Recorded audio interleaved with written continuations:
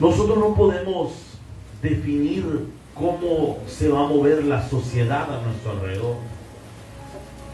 Y esto es bien importante que nosotros lo entendamos, porque muchas veces nos quedamos en el deber ser y no en el ser. ¿Qué es el deber ser? El deber ser es lo que debería pasar, pero el ser es la realidad, o sea, lo que vivimos. La verdad es que los cristianos no podemos estar aislados en las iglesias.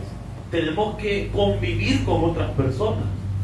Sus hijos no pueden rodearse solo de creyentes. Van a tener compañeros que no son creyentes, que tienen otras costumbres, que tienen otras maneras de ver las cosas, que tienen otra educación, probablemente mala, quizás en algunos casos, otras quizás muy buena, pero en la mayoría probablemente se van a topar. Quizás en su casa no se dicen malas palabras, pero van a salir de su casa y se van a topar con personas que sí las dicen. Se van a topar con personas que hablan abiertamente de sexualidad pervertida. Y entonces aquí es donde viene aquello. ¿Qué tenemos que hacer o qué deberíamos de hacer? La primera opción que tenemos es irnos a vivir todos a un cerro. Y allá nos vamos a estar todos nosotros y solo los hermanos vamos a vivir ahí, y vamos a elegir a uno de nosotros que vaya a traer comida cada 15 días. La otra opción que tenemos es que evangelicemos a todo el mundo y que reciban a Jesús. Pero eso ya tenemos años haciéndolo y todavía hay mucha gente a la que necesitamos testificarle. O la tercera opción, la que Jesús dijo: ser luz en medio de las tinieblas. Pero para eso se requiere valentía, porque pararse delante de una sociedad contraria a nuestra fe y a nuestros principios es algo de valiente. Mantenerse firme en medio de una presión social es algo de valiente. O sea, usted no puede cambiar el ambiente de su lugar de trabajo. Usted dice: es que yo quisiera que fuera diferente, que fuéramos más hermanos.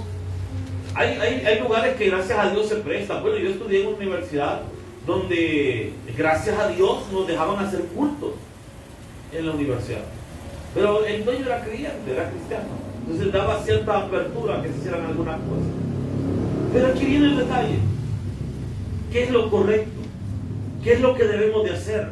Los cristianos muchas veces nos vemos como fanáticos delante de los ojos de algunas personas, no porque esté mal lo que estemos diciendo en sí, sino porque quizás nos hace falta una mejor manera de compartir nuestra fe.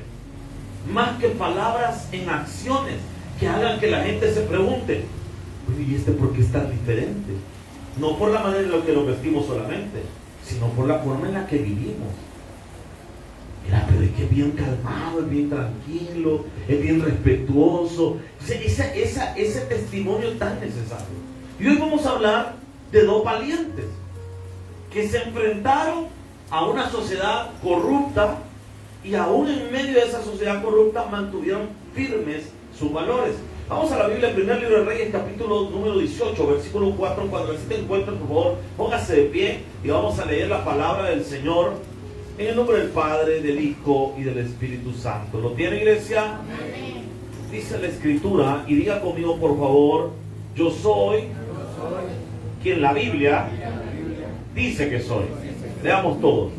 Porque cuando Jezabel destruía a los profetas de Jehová, Abías tomó a 100 profetas y los escondió de 50 en 50 en cuevas, y los sustentó con pan y agua. Padre, en el nombre de Jesús, te pedimos, Señor, que nos ayudes a poder mantenernos firmes en medio de la presión social.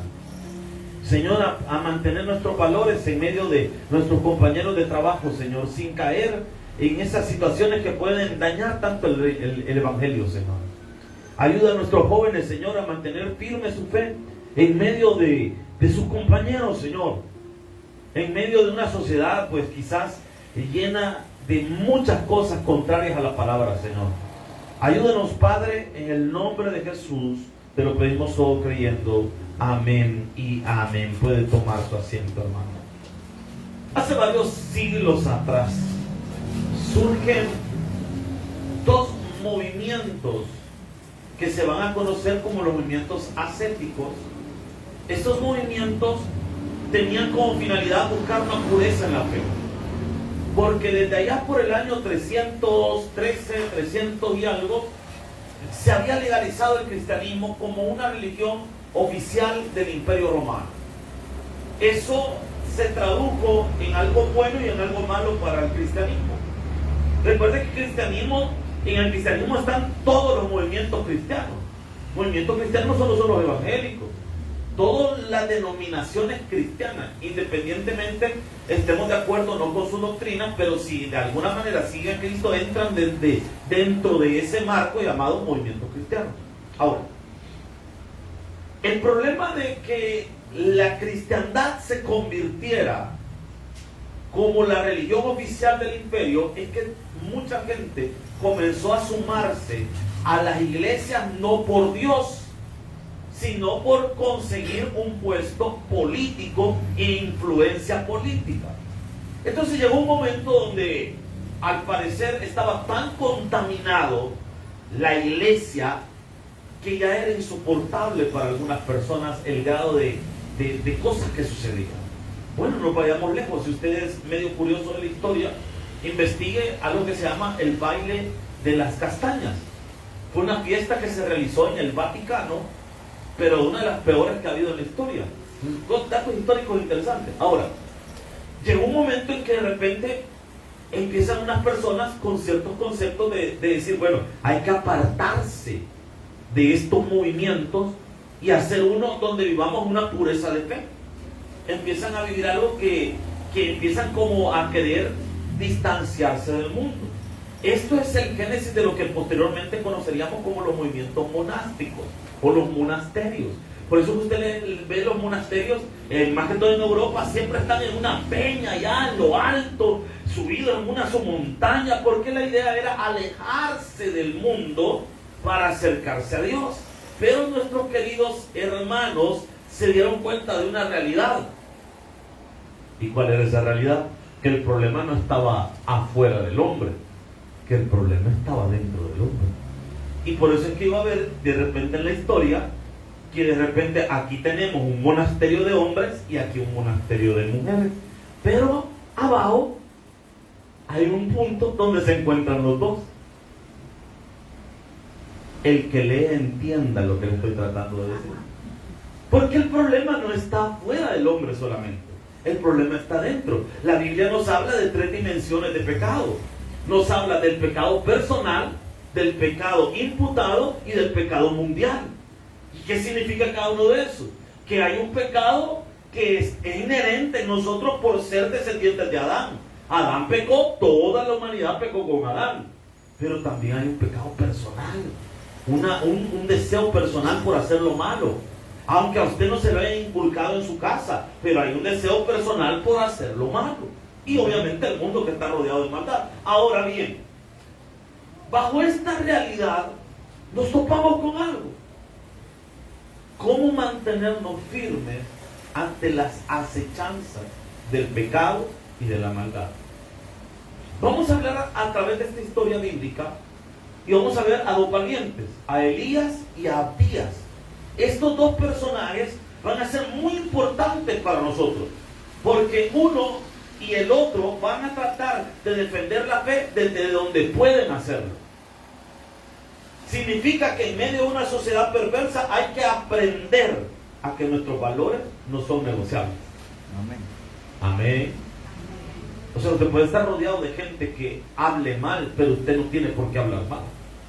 En su empresa pueden haber un montón de gente que cuenta chistes de doble sentido, triple sentido y rojo sentido. Me estoy dando a entender, hermano. Pero usted no tiene por qué ser el otro que va a seguir contando otra cosa. Mira, te va a contar una capita y al ratito dale usted, pero ya me puedo uno, fíjate que te va a contar. Y de repente los compañeros dicen, bueno, dice que no es el hermanito. Mira, el hermano llevándose una secretaria, vos. Menos mal que el hermano. Aló. Entonces, ¿por qué de repente pareciera que lo malo de las personas como que se nos pega con mucha facilidad, pero no así lo bueno? Ahora, veamos qué dice la Biblia. ¿Qué tal si estamos en materia? Vamos desde el versículo 1. Recuerde que aquí Elías había profetizado sequía y había profetizado 3 años de sequía. Y durante esos 3 años, pues Israel había sufrido mucho. Recuerde algo. La Biblia dice que no tenemos lucha contra sangre y carne, sino contra huestes espirituales de maldad. Y como es una lucha, obviamente hay ataques de ambos bandos. En este caso, el Señor manda sequía, pero Jezabel, que en este caso va a ser la defensora del diablo, llamémoslo así, la abogado del diablo. Esta Jezabel se va a levantar en contra de Dios y de su siervo. Y esta señora, por no decirle vieja, se va a encargar de andar persiguiendo a todos los profetas. Acab, que es su esposo, que es el rey de Israel, es la autoridad. Acab sí va a tener un papel, pero Acab está dominado por Jezabel completamente. Es un rey en nombre, sin embargo la autoridad real estaba sobre su mujer, porque era la que decidía. Algo así como le pasa a usted en su casa, hermano, pero bueno. Versículo, sigamos, hermano, para la familia en Victoria. Le dice, no, usted manda, mi amor, sigamos, hermano. Pasado muchos días, es decir, la Biblia nos dice si ha pasado 1 año, 3 años, obviamente mínimo tuvo que haber pasado 1 año, máximo 3, pero que no pasa ahí. Recuerda que la sequía suele durar 3 años. Pasado muchos días, vino palabra de Jehová a Elías en el año 3º, diciendo, ve, muéstrate acá y yo haré llover sobre la faz. Durante 3 años Elías ha andado escondiendo. La última vez que hablamos de Elías lo dejamos allá con aquella mujer viuda, ¿se acuerdan? Allá lo teníamos. Ahora ya pasaron 3 años. Este brother, Dios le da la orden que vaya y se presente delante del rey. Para Elías eso no es tan fácil, porque el rey le podía cortar la cabeza, ¿no? Así que no lo veamos tan facilito. Ahora, versículo 2. Fue pues Elías a mostrarse acá. Y aquí está la consecuencia de esos 3 años de hambruna. Y el hambre era grave en Samaria. Aquí vamos a ver algo común en la escritura, que nos inicia una historia, pero la detiene y mete dentro de esto otra historia. Esto en la Biblia se llama, y para los que anotan, círculos concéntricos. Anótelo, le va a servir. Círculos concéntricos. ¿Qué son los círculos concéntricos? Es una historia dentro de otra historia, cuyo propósito del autor intencionalmente mete esa historia, porque lo que él quiere resaltar es un valor central que une ambas historias. Pero hay una historia que va a quedar en el centro. Si lo quiere ver de una manera gráfica, diríamos que es como un sándwich. Aquí hay pan, la carnita, el jamoncito, y aquí tenemos pan. Entonces, si lo quisiéramos ver de esa manera, la primera historia, que es la de Elías, que va a encontrarse con Acab, es la primera parte del sándwich, es la primera capa de pan. ¿Me está siguiendo, Iglesia? Mientras que la segunda historia que va a contar aquí es la carne, es lo que está en medio, y es la historia de Abías. Ahora, vean lo que dice la palabra, versículo 3. Y Acab llamó a Abías. ¿Ve cómo rompe la narración, hermano? Entre el 2 y el 3 hay una ruptura de la narración. No sé si lo nota, hermano.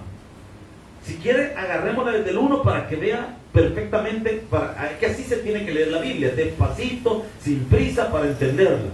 Pasados muchos días, hace una conexión directa con los pasajes anteriores. Vino palabra de Jehová a Elías, aquí comienza la historia, en el 3er año, diciendo, ve, muéstrate acá y haré llover sobre la faz de la tierra. Y después en el 2, dándole continuidad al 1, fue pues Elías a mostrarse acá, y el hambre era grave en Samaria. Punto. Aquí se rompe la narración y dice el 3. Y Acab llamó. ¿Ve cómo se introduce otra historia dentro de la historia? Amén. ¿Por qué tengo que aprender a diferenciar cuando esto sucede? Porque si lo leo de corrido me voy a confundir y no voy a lograr disfrutar ambas historias, y por ende no voy a entender la enseñanza central que Dios quiere que yo entienda. Ahora, versículo 3. Y Acab llamó a Abías. Este personaje es muy importante. ¿Su qué era? No era cualquier persona, era su mayordomo. ¿Y qué es el mayordomo? Nosotros en nuestra cultura ese volado no lo conocemos porque no hemos tenido mayordomo. Y nuestras casas, ¿para qué van a tener mayordomo, hermano? Los tres vivimos ahí, hermano. En una casa de personas muy pudientes, sí existe esa figura, el mayordomo. Y el mayordomo es el que se encarga de administrar. El dueño de la casa no tiene por qué andar pensando dónde están las cosas. Para eso tiene el mayordomo. El mayordomo se encarga de que todo esté en orden en la casa, de que todos estén haciendo su trabajo. El mayordomo pasea por la casa y ve los jardines. No han cortado bien, se va a levantar este maestro y nos va a regañar a todos. Así que por favor corten bien el monte, por favor arreglen aquí. Y de repente a ver la comida, va como ver el desayuno. ¿Qué van a hacer de desayuno? Hoy vamos a tener huevo revuelto con frijolitos, quesitos. Ya se hambre, hermano. ¿Verdad? Con frijolitos, quesitos, y vamos a tener, ¿en cuánto tiempo va a estar? Ya lo vamos a levantar entonces, ya estamos por acá. La limpieza, ¿quién es el encargado de la limpieza? Aquí está. ¿Qué pasó? ¿Ya tenemos lista la limpieza? Sí, ya limpié todo, solo me falta el comedor. Vaya, apúrate, hazlo. Entonces el mayordomo es el que se encarga de hacer todo eso para que el patrón se levante y encuentre todo. No es cualquier persona, tiene que ser una persona con la capacidad de poder gestionar con todos los demás. No sé si me estoy dando a entender, hermano. Es que del mayordomo viene la figura que ahora conocemos en la modernidad, es del administrador. El administrador es el descendiente del mayordomo, para que me entiendan. Ahora, aquí tenemos un detalle. No es cualquier persona. Usted no le va a dar las llaves de su casa a cualquiera. Bueno, no debería. Amén. Usted le va, si usted tiene, imagínese que en su casa, algunos que no confían en los bancos, ahí tienen sus ahorros. Todos sabemos que en el colchón lo tiene escondido, hermano.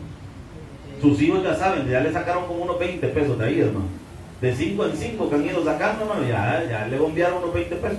Pero ahí tiene el oro, porque dice que no confía en el banco. En nuestras casas algunos tenemos, algunas hermanas tienen algunas joyitas que quizás se las heredó la abuelita, la mamá. Todo es fantasía, pero usted por la fe crea que te oro. Entonces, pero ahí le dejan la herencia, el mamá el anillo, el mamá el de boda me lo dejó. Entonces usted tiene ahí su voladito guardado. Entonces obviamente usted no va a querer que cualquier persona tenga llave de sus cosas. Solo alguien de mucha confianza. Entonces el mayordomo no era cualquier persona.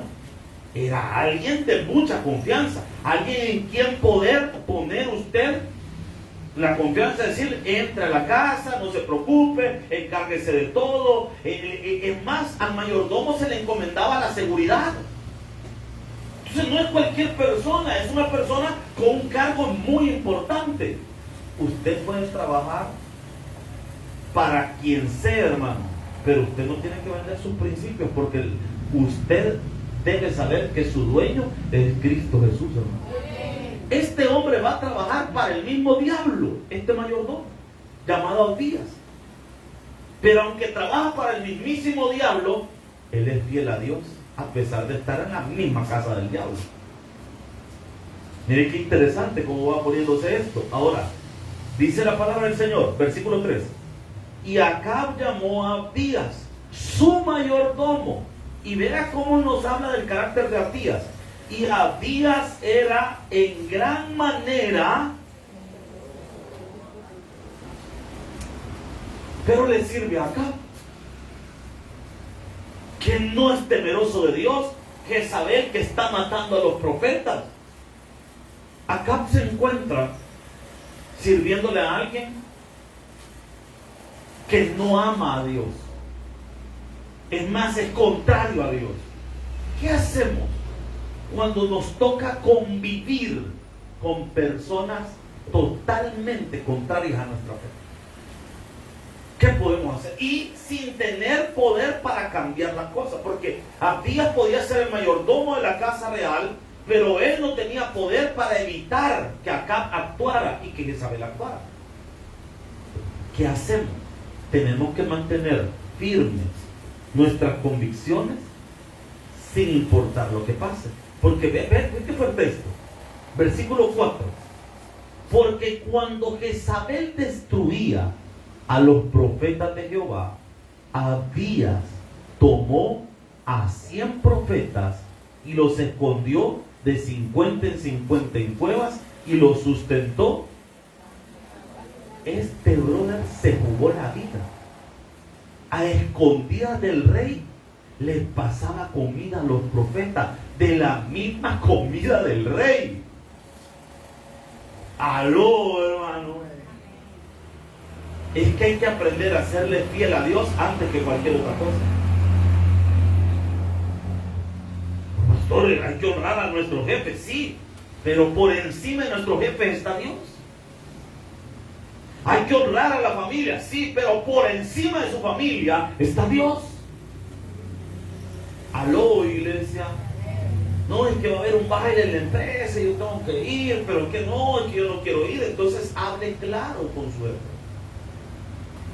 Mire, jefe, yo puedo llegar, pero yo ese volado no le entro. O sea, discúlpeme, pero yo eso no puedo participar, eso no lo puedo hacer, esto no puedo compartir esto, porque en mi fe yo no puedo estar en este ambiente. Y tomar esa decisión, hermano. Él va a venir y va a cuidar de los profetas cuando los profetas son perseguidos por esta mujer llamada Jezabel, y los va a esconder en cueva y los va a cuidar. Pero aquí viene un detalle. ¿Qué sucede en esta historia? Va a llegar un momento en que Elías se va a topar con Abías, porque resulta que Acab le pide y le dice: anda a buscarme a Elías. Una orden directa. ¿Y qué hace Acab? Le voy a decir algo. Dios es estratégico.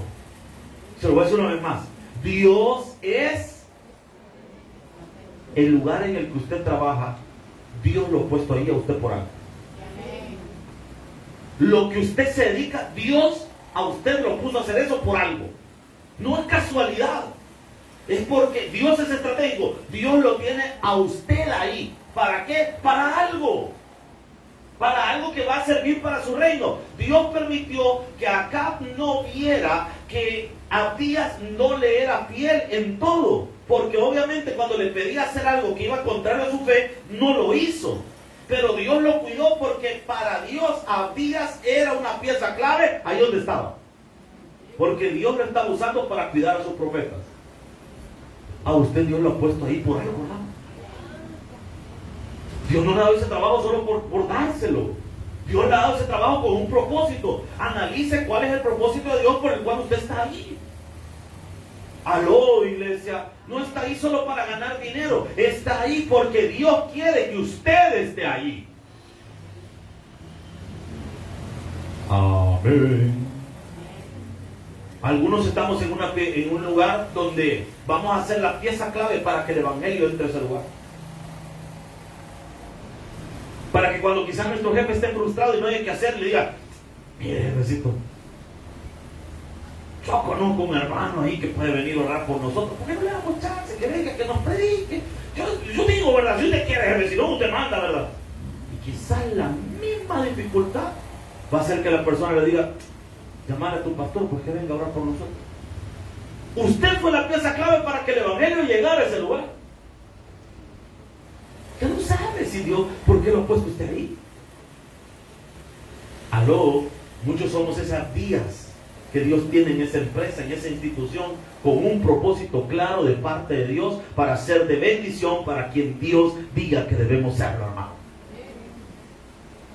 Dios le ha dado ese trabajo porque quizás a través de esa bendición que usted puede traer a la obra, va a ayudar como usted no tiene idea. Es que Dios sabe lo que hace, hermano. Tiene una vía siempre estratégico en cualquier lugar para dentro de sus propósitos eternos, hermano.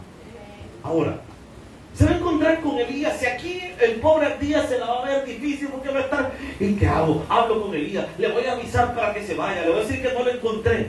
Pero lo que Estos días no sabía, es que Dios ya le había dicho a Elías que se iba a encontrar con Acab. Miren cómo Dios va armando todo, va viendo cómo Dios va poniendo las piezas. Y va a venir ese encuentro. Porque hay un momento cuando nos toca confrontar lo malo. ¿Quiénes son padres acá? Va a haber un momento en que a usted le va a tocar confrontar lo malo de su casa. No nos podemos hacer del ojo ciego, hermano, a lo que sucede delante de nuestros ojos. No podemos hacernos lo que no es con nosotros.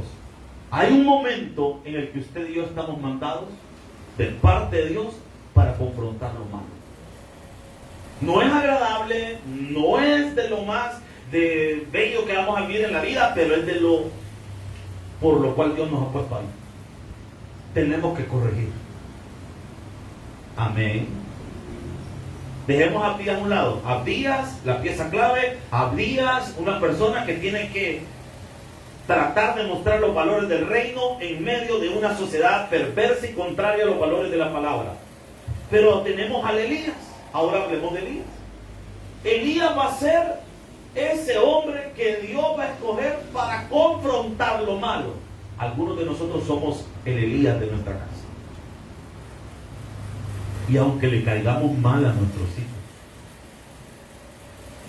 aunque nos retuerzan la boca cada vez que le hablamos, mira que no habla como y dobla hasta los dientes le da vuelta así, se retuerce, ¿verdad? Pero usted tiene que decirle las cosas, tiene que poner orden. Los que tienen un puesto de liderazgo, usted no se puede hacer de los bobachos, tiene que poner orden. Nadie dijo amén, pero sí es. Acompáñame al versículo 17, por favor. Vea qué fuerte esto, hermano, cuando se tienen que confrontar dos potencias. Cuando Acab vio a Elías, me llama la atención las palabras de Acab. Le dijo: ¿eres tú el que turbas a Israel? ¿Por qué le dice eso? Porque es Elías el que profetizó que no iba a llover. O sea, ¿cuánta gente tiene la mentalidad de Acab? Que culpan a Dios de las cosas que les pasan, cuando en realidad es la sumatoria de tus malas decisiones. Yo le añadiría un toque más, de tus y mis pésimas decisiones. ¿Qué está haciendo Acab? Eres tú el Elías que está haciendo que todo nos salga mal. ¿Tiene la culpa Elías de que Dios mandara que no lloviera por 3 años? No. ¿Por qué no llovió por 3 años? Por el mal comportamiento de Israel. ¿Tiene Dios la culpa, hermano, de que sucedan cosas en nuestra vida que no eran nuestro plan, que no son tan agradables, pero son el resultado de nuestras malas decisiones?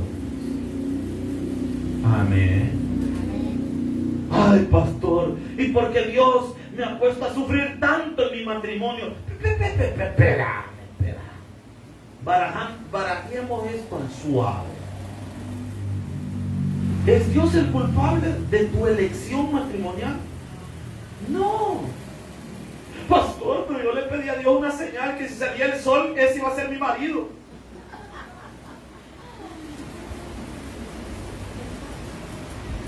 Hermano, Dios no tiene la culpa de lo que tú elegiste. Dios te dejó la palabra para que tú escogieras con sabiduría, para que tú tomaras una decisión en sabiduría. Y Dios permitió que vieras cosas que te hicieron dudar de tu decisión. Sin embargo, la decisión estaba en tu poder. Y usted decidió. Entonces después con los años me venga a decir: porque Dios, porque el Señor me ha amargado la vida con este hombre, con esta mujer. Si esa cruz usted solito la tomó. Ninguno dijo amén. Si esa cruz usted solo la agarró. Porque Dios me tiene en esta pobreza, porque Dios permitió tener un buen trabajo y te saliste. Te portaste mal en ese trabajo, por eso lo perdiste. No fuiste leal, no fuiste responsable, nunca diezmaste de ese trabajo, nunca hiciste las cosas bien, hiciste las cosas mal, desde el principio ibas cuesta arriba. Entonces, discúlpeme, ¿es Dios el que tiene la culpa o son nuestras decisiones? Entonces, pues a Dios le queremos culpar. Aquellos que tenemos problemas de salud, ¿acaso Dios tiene la culpa de que usted y yo solo comida chatarra comamos? Señor, ¿y por qué me ha venido este problema? Mira, Señor, me ha salido el colesterol hasta las nubes, hasta las orejas tengo colesterol ya. Ay, Señor, ¿por qué permitís que me pase esto? Y que Dios te dio la orden de que usted pidiera esa hamburguesa de 3 pisos, hermano, esa sopa de pata todos los domingos. Aló. Ay, una sopita de patita. Ay, a ver. Sí, y después venimos y nos quejamos con Dios, que ¿por qué Dios? Esa es la actitud de Acab. Aquí habemos Acab y Acaz. Hay personas que nosotros mismos tenemos la culpa. ¿Por qué Dios permitió que mi hijo se desviara del camino? Nunca lo regañaste, nunca le pusiste horario, nunca le puso orden, lo dejó que hiciera lo que él quisiera, lo dejó que se vistiera como él quisiera. ¿Acaso Dios tiene la culpa? ¿O fue mi irresponsabilidad maternal o paternal? Es que seamos sinceros, hermanos.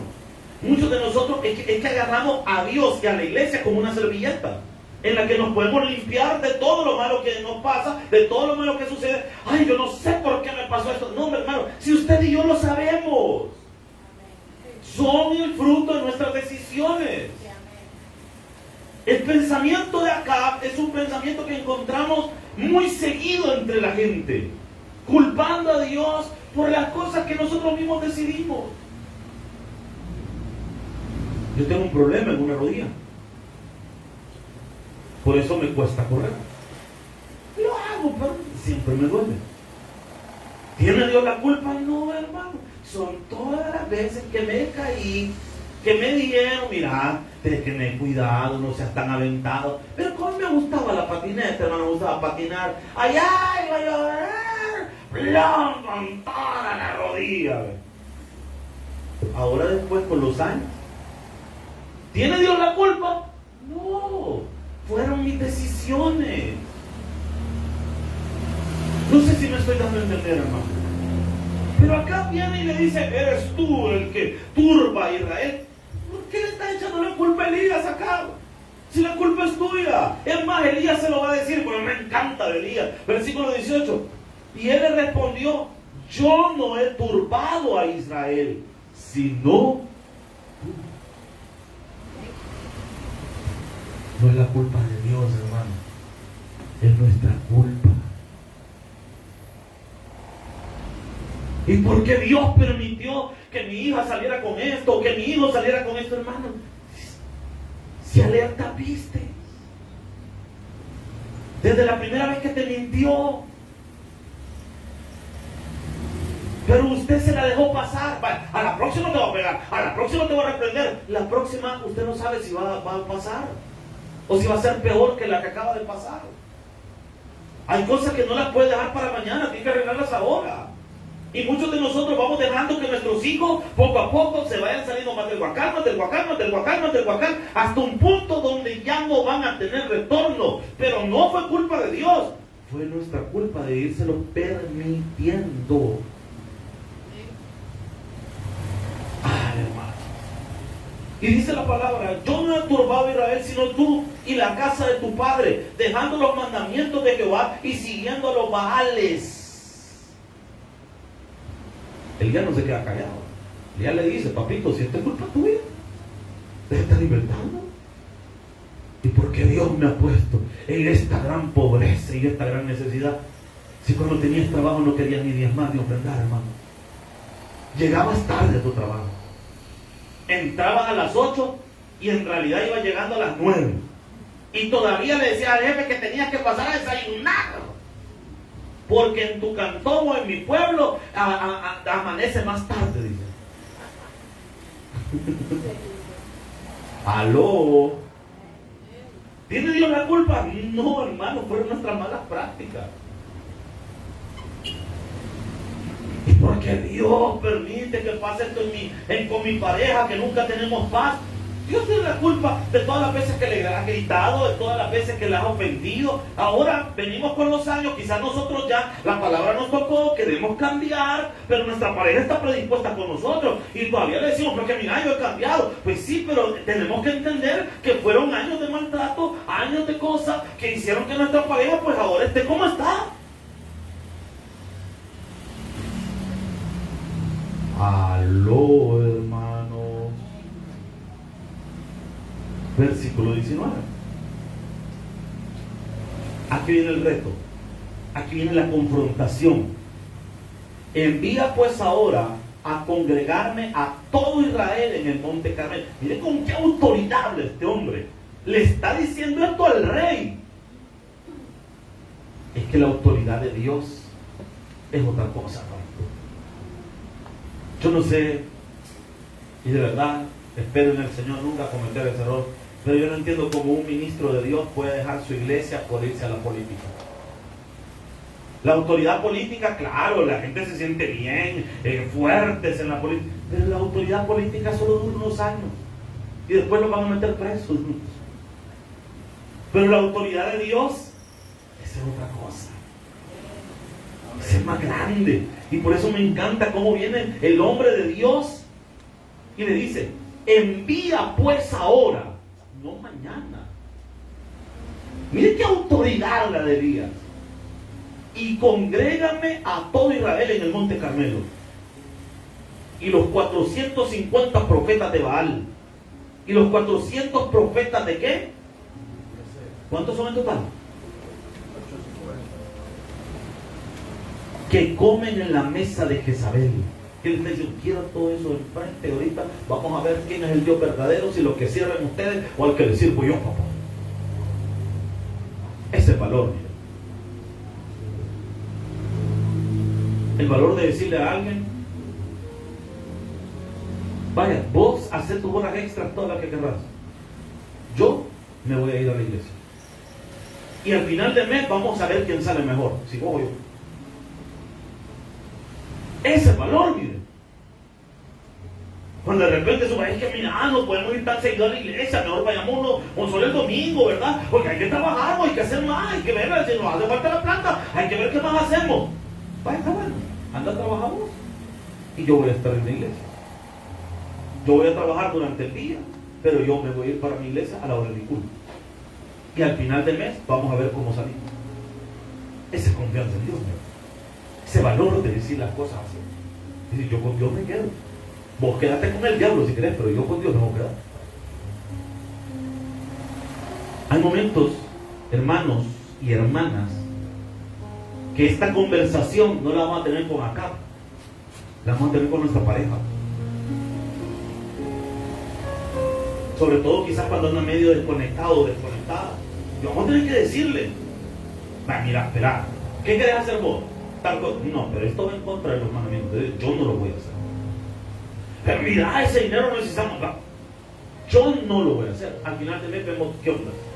Como ese Daniel que se tuvo que parar frente a toda la gente. A nosotros no nos den de los sacrificados a los ídolos. Solo legumbres denos a nosotros. Y al final de tanto tiempo vemos quién está mejor, si ellos o nosotros. ¿Y quién estuvo mejor al final? Versículo 20. Bien mandadito Acab.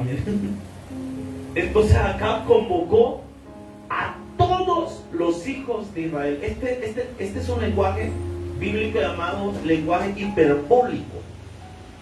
El lenguaje hiperbólico es cuando en la Biblia se exagera una cantidad.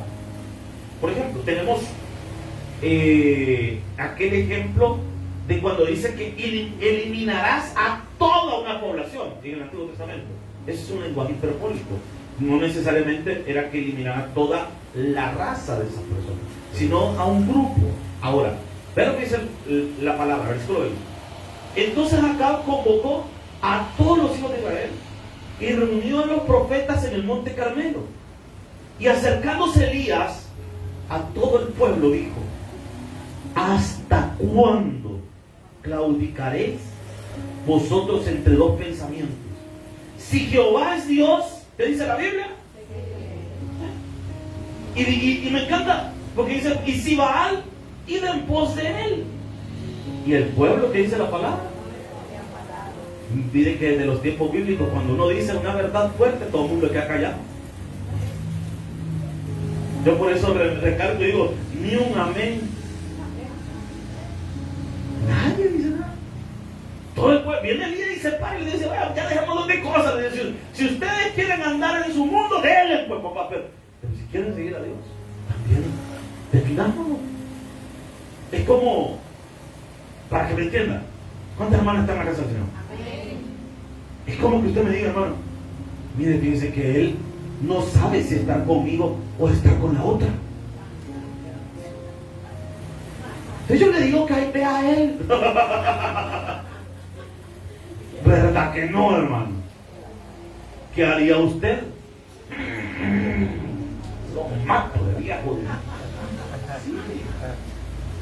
Ahora, viene Elías y le dice: ya es tiempo de ponerse claro. Ya es tiempo de ponerse claro. Es que eso es también darle el valor a las cosas. Vuelvo y cito un ejemplo relacionado a las relaciones sentimentales.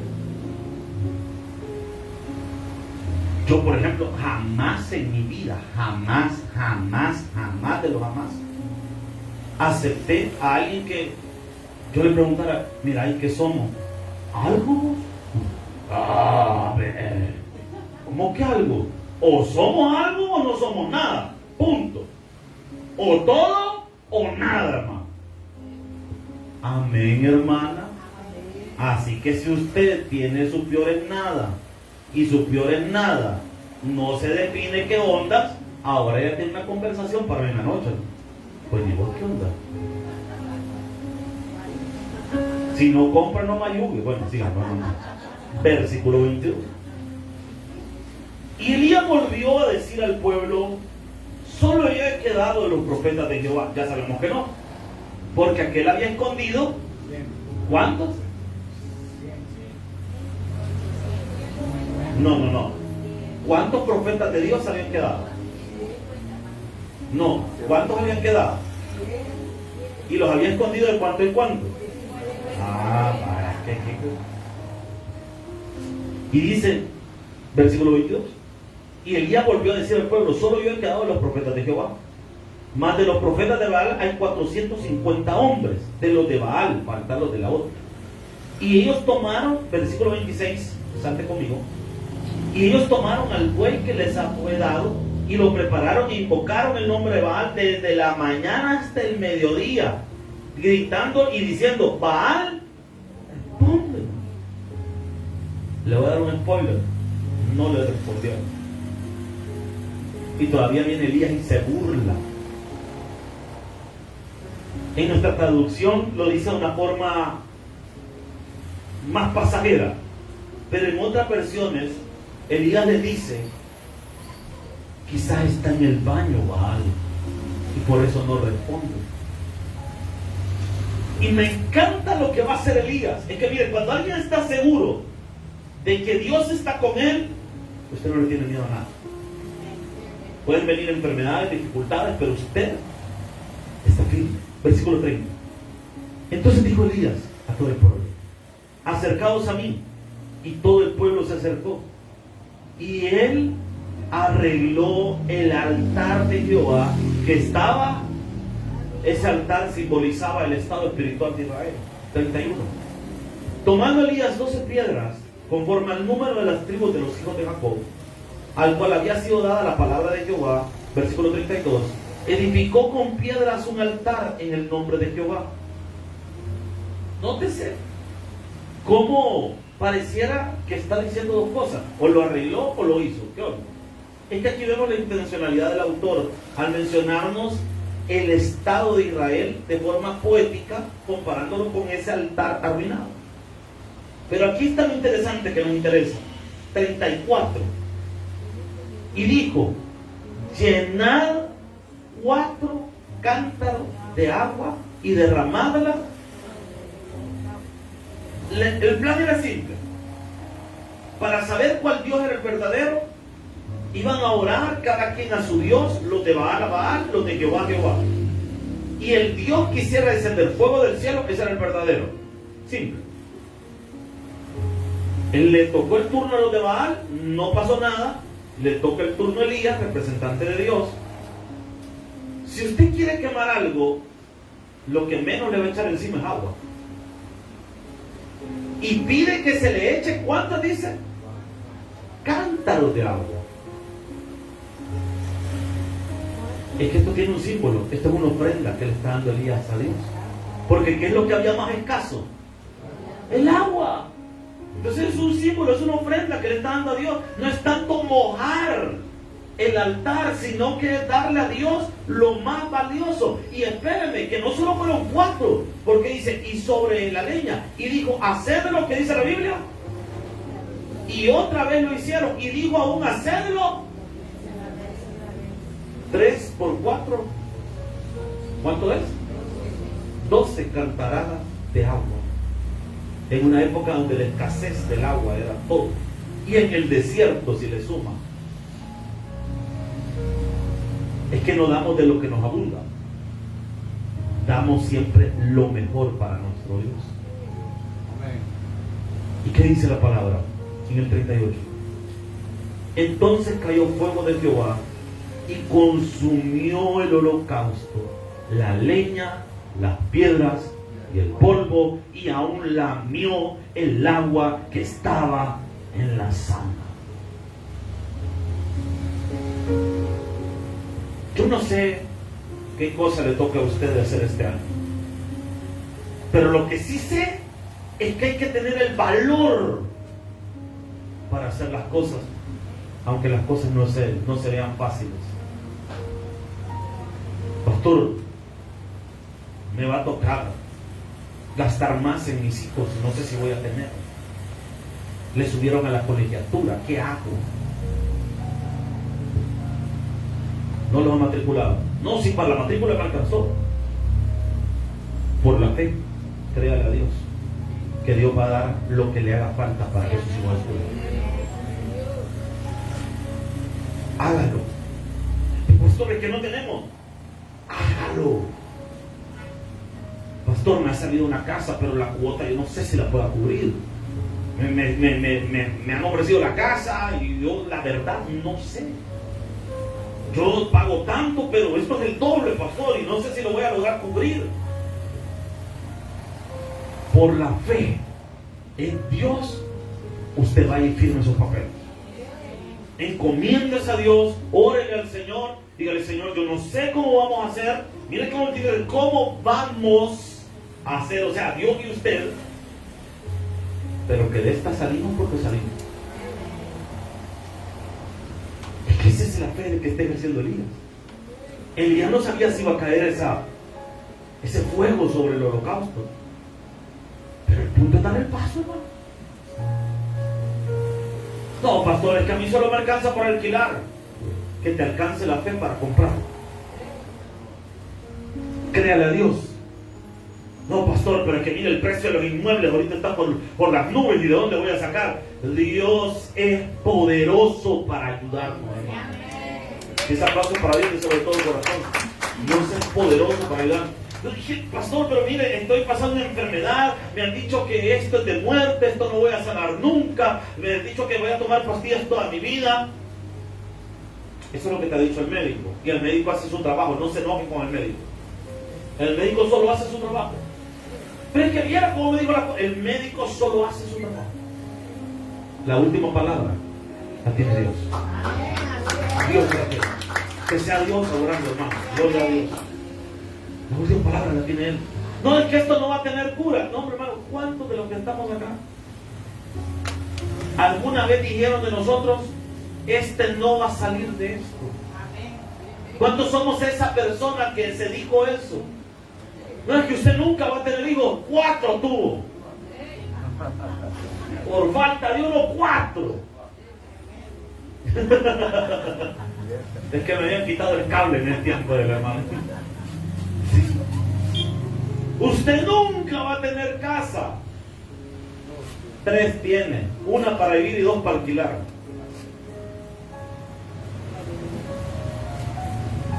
¿A mí qué me dijeron? Usted nunca va a tener carro. Si nosotros nunca hemos conseguido carro, ¿de dónde vas a tener?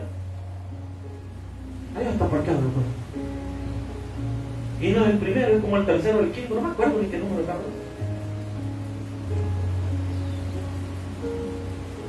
Para Dios no hay nada imposible. Créale a Dios. ¿Qué dificultad está pasando esta noche? Hay que ser valiente, hermano. No teman. Y si temen, aún con temor, hagan las cosas. Es preferir, al pastor, y si no me sale, no volver a intentar. Vamos a hacer. No nos salió. Bueno, pero por lo menos no vamos a quedar con aquello que no lo intentamos. Pastor, intenté poner un negocio y no me funcionó, pero lo intentaste. Sí, aprendió. Vaya, ya sumó. Hay que perder el miedo al equivocarnos. Menos temor, más confianza y seguridad en el poder de Cristo Jesús. Supone por eso, Señor, vamos a orar.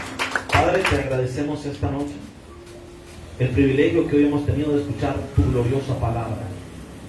Gracias, Señor, por la enseñanza de hoy, que nos has exhortado a ser valientes. Personas, Señor, bienaventuradas. Personas, Señor, que tienen el valor de pararse frente a la adversidad, frente a la dificultad.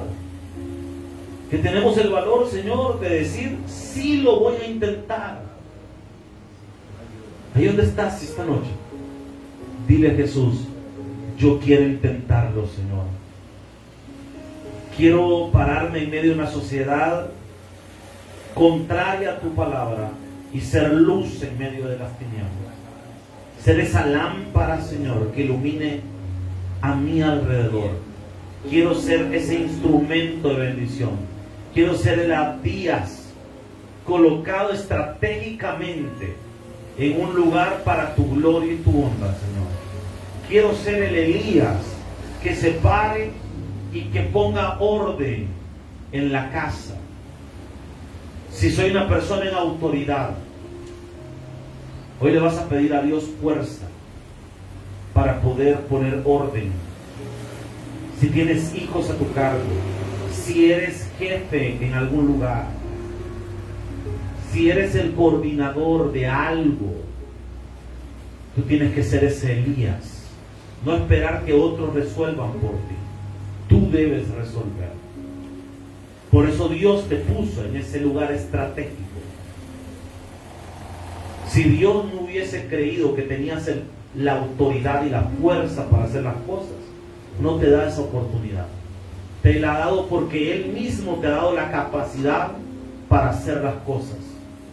Señor, gracias por hablarnos esta noche. Pero en esta hora queremos orar por los amigos. Si hay alguien en este lugar sin Jesús, si tú nos visitas esta noche, quieres cambiar tu vida, quieres asumir el reto de valientes, el reto de creerle a Jesús, de caminar con Jesús, la experiencia más grande y gratificante de la humanidad, que es recibir a Cristo, ahí donde tú estás, levanta tu mano y permítenos guiarte al camino de Dios. ¿Habrá alguna persona esta noche por quien podamos orar para que recibas a Jesús? ¿Habrá alguien esta noche? Por ti hemos venido a este lugar, para hablarte de Jesús. No es casualidad que estés aquí. Cristo Jesús tiene un plan para tu vida. Señor amado, te damos gracias. Te pedimos, Señor, por los hermanos que vamos a ir al tabernáculo de Lopango. Señor, te pido que nos guardes, nos cuides, que podamos ir en paz y regresar en paz, Señor. Oramos por esta actividad deportiva que vamos a tener, Señor, que sea de edificación y de bendición. Señor, ayúdanos a seguir adelante, no darnos por vencidos. Gracias, Dios, por todo en Cristo Jesús nuestro Señor. Amén y